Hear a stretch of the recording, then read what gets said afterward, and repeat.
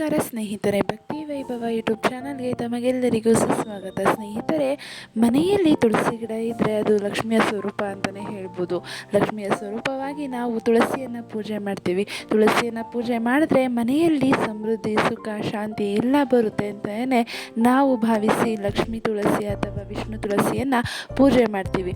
ಹಾಗಿದ್ರೆ ಮನೆಯಲ್ಲಿರುವಂತಹ ತುಳಸಿ ಒಣಗಿದ್ರೆ ಏನಾಗುತ್ತೆ ಅಂತ ವಿಡಿಯೋ ಮೂಲಕ ತಿಳ್ಕೊಳ್ಳೋದಕ್ಕಿಂತ ಮುಂಚೆ ದಯವಿಟ್ಟು ಚಾನಲನ್ನು ಸಬ್ಸ್ಕ್ರೈಬ್ ಮಾಡ್ಕೊಳ್ಳಿ. ಹಾಗೆ ವಿಡಿಯೋ ಇಷ್ಟ ಆಯಿತು ಅಂದರೆ ವಿಡಿಯೋಗೆ ಲೈಕ್ ಮಾಡಿ, ಶೇರ್ ಮಾಡಿ, ಕಮೆಂಟ್ ಮಾಡಿ. ಕಮೆಂಟ್ ಬಾಕ್ಸ್ನಲ್ಲಿ ಓಂ ಮಹಾಲಕ್ಷ್ಮಿಯೇ ನಮಃ ಎಂದು ಕಮೆಂಟ್ ಮಾಡಿ.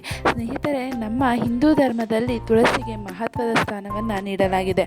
ತುಳಸಿಯನ್ನು ಲಕ್ಷ್ಮೀ ದೇವಿಯ ರೂಪವೆಂದು ಪರಿಗಣಿಸಲಾಗಿದೆ. ಹೀಗಾಗಿ ಮನೆಯಲ್ಲಿ ತುಳಸಿ ಗಿಡವನ್ನು ನೆಟ್ಟಾಗ ಅದನ್ನು ಪೂಜ್ಯ ಭಾವದಿಂದ ಕಾಣಬೇಕು.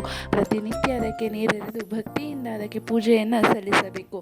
ಯಾವುದೇ ಕಾರಣಕ್ಕೂ ತುಳಸಿ ಗಿಡ ಒಣಗೋದಕ್ಕೆ ಅವಕಾಶವನ್ನು ನೀಡಬಾರ್ದು. ಇದರಿಂದ ನಿಮ್ಮ ಮನೆಗೆ ದಾರಿದ್ರ್ಯ ಸುತ್ತಿಕೊಳ್ಳುತ್ತೆ ಅಂತಲೇ ಹೇಳ್ಬೋದು. ಅಂದರೆ ತುಳಸಿ ಗಿಡ ಒಣಗೋದಕ್ಕೆ ಬಿಟ್ಟರೆ ಮನೆಯಲ್ಲಿ ದಾರಿದ್ರ್ಯ ಶುರುವಾಗುತ್ತೆ ಅಂತಲೇ ಹೇಳ್ತಿದ್ದಾರೆ. ಹೌದು, ಮನೆಯಲ್ಲಿದ್ದ ತುಳಸಿ ಗಿಡ ಒಣಗಿದ್ರೆ ಅದು ಅಶುಭ ಅಂತ ಹೇಳಲಾಗುತ್ತದೆ. ಕೆಲವೊಂದು ಸಲ ನಾವು ತುಳಸಿಯನ್ನು ಎಷ್ಟೇ ಚೆನ್ನಾಗಿ ನೋಡಿಕೊಂಡರೂ ಕೂಡ ಅದು ಪದೇ ಪದೇ ಒಣಗುತ್ತದೆ. ಇದಕ್ಕೆ ಕಾರಣ ಏನು ಅನ್ನೋದೇ ನಮಗೆ ಗೊತ್ತಾಗಿರೋದಿಲ್ಲ. ಹೌದು, ಮನೆಗೆ ಏನಾದರೂ ಗಂಡಾಂತರ ಎದುರಾಗುತ್ತದೆ ಅನ್ನುವಾಗ ಈ ರೀತಿ ತುಳಸಿ ಗಿಡ ಒಣಗುತ್ತಂತೆ. ಅಷ್ಟಕ್ಕೂ ಮನೆಯಲ್ಲಿರುವ ತುಳಸಿ ಗಿಡವು ಇದ್ದಕ್ಕಿದ್ದ ಹಾಗೆ ಒಣಗೋದಕ್ಕೆ ಕಾರಣ ಏನು ಅಂತ ನೋಡೋದಾದರೆ ಕೌಟುಂಬಿಕ ಸಮಸ್ಯೆ ಎದುರಾಗೋ ಸೂಚನೆ ಒಂದು ಆಗಿರ್ಬೋದು. ಅಂದರೆ ತುಳಸಿ ಗಿಡ ಒಣಗಿದರೆ ಮನೆಯಲ್ಲಿ ಯಾವುದಾದರೂ ಸಮಸ್ಯೆ ಎದುರಾಗುತ್ತೆ ಅನ್ನೋದನ್ನು ಸೂಚಿಸುತ್ತದೆ.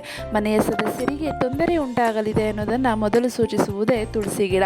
ತುಳಸಿ ಗಿಡ ಒಣಗುತ್ತಾ ಬಂದರೆ ಮನೆಯ ಮೇಲೆ ಕೆಟ್ಟ ದೃಷ್ಟಿ ಬಿದ್ದಿದೆ ಎಂದು ನೀವು ಊಹಿಸಿಕೊಳ್ಳಬಹುದು.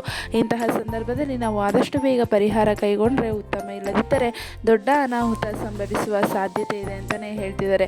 ಇದಾದಮೇಲೆ ಬುಧ ದುರ್ಬಲನಾಗುತ್ತಾನೆ. ಅಂದರೆ ಬುಧ ಗ್ರಹವು ಜಾತಕದಲ್ಲಿ ದುರ್ಬಲವಾಗಿದ್ದಾಗ ನಿಮ್ಮ ತುಳಸಿ ಗಿಡ ಮನೆಯಲ್ಲಿ ಬಡತನ ಕಾಣಿಸಿಕೊಳ್ಳುತ್ತದೆ ಅಂತ ಒಣಗುತ್ತೆ ಅಂತಲೇ ಹೇಳ್ಬೋದು.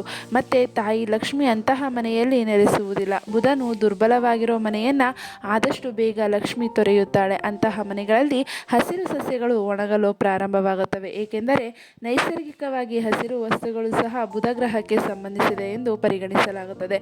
ಬುಧ ದುರ್ಬಲವಾದಾಗ ಮರಗಳು ಮತ್ತು ಸಸ್ಯಗಳು ಒಣಗಲು ಪ್ರಾರಂಭಿಸುತ್ತವೆ. ಇದಕ್ಕೆ ಸುಲಭ ಪರಿಹಾರವನ್ನು ಕಂಡುಕೊಳ್ಬೇಕಾಗುತ್ತೆ. ಹಾಗೆ ಮಕ್ಕಳ ಹಠ ನಿವಾರಣೆ. ಅಂದರೆ ಕೆಲವೊಂದು ಸಲ ಮಕ್ಕಳು ಎಷ್ಟು ಹೇಳಿದ್ರು ಕೂಡ ನಮ್ಮ ಮಾತು ಕೇಳೋದಕ್ಕೆ ಸಿದ್ಧರಾಗಿ ಕೂಡ ಇರೋದಿಲ್ಲ. ಕೆಲವೊಂದು ಸಲ ಸಿಕ್ಕಾಪಟ್ಟೆ ಹಠ ಮಾಡುತ್ತಾರೆ, ನಿಮ್ಮ ನಿಯಂತ್ರಣಕ್ಕೆ ಸಿಗೋದಿಲ್ಲ. ಇಂತಹ ಸಂದರ್ಭದಲ್ಲಿ ಪೂರ್ವದಲ್ಲಿ ನೆಟ್ಟ ತುಳಸಿ ಗಿಡದ ಎಲೆಯನ್ನು ಮಕ್ಕಳಿಗೆ ಯಾವುದಾದರೂ ರೂಪದಲ್ಲಿ ತಿನ್ನಿಸಿದ್ರೆ, ನಿಯಮಿತವಾಗಿ ಈ ರೀತಿ ಮಾಡ್ತಾ ಬಂದರೆ ಕೆಲವೇ ದಿನಗಳಲ್ಲಿ ಮಕ್ಕಳು ನಿಮ್ಮ ಮಾತನ್ನು ಕೇಳೋದಕ್ಕೆ ಶುರು ಮಾಡ್ತಾರೆ ಅಂತಲೇ ತಿಳಿಸ್ತಾ ಇದ್ದಾರೆ.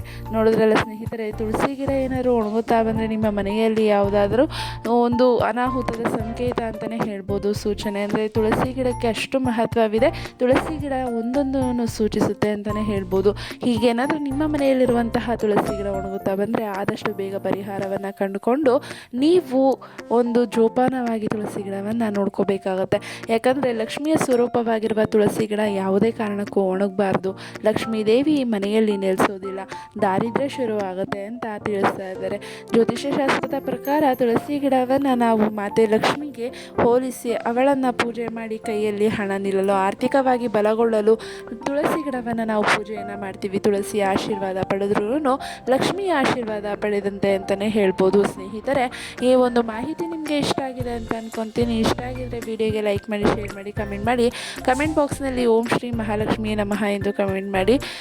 ಹಾಗೆ ಚಾನಲನ್ನು ದಯವಿಟ್ಟು ಸಬ್ಸ್ಕ್ರೈಬ್ ಮಾಡ್ಕೊಳ್ಳಿ. ವಿಡಿಯೋ ವೀಕ್ಷಿಸಿದ್ದಕ್ಕಾಗಿ ಧನ್ಯವಾದಗಳು.